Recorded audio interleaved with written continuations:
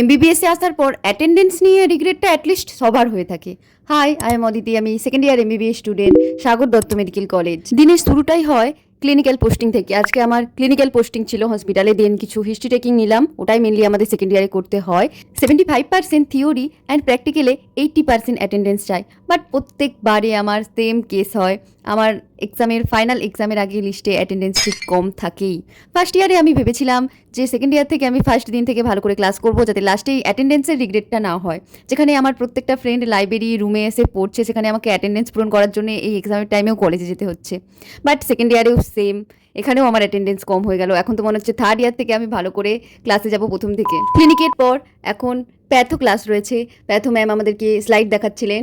দেন আমাদের মাইক্রোর আজকে দিবলিনা ম্যামের লাস্ট ক্লাস ছিল, তো একটু স্যাড ছিলাম আমরা। দেন ম্যাম কুইজও করাচ্ছিলেন, একটা পোলও দিচ্ছিলেন। দেন ক্লাস কমপ্লিট করে রুমের দিকে যাচ্ছিলাম, কারণ একটু ব্রেক ছিল, লাঞ্চ ব্রেক থাকে। লাঞ্চ ব্রেক কমপ্লিট করে প্যাথোর প্র্যাকটিক্যাল করতে এলাম আজকে।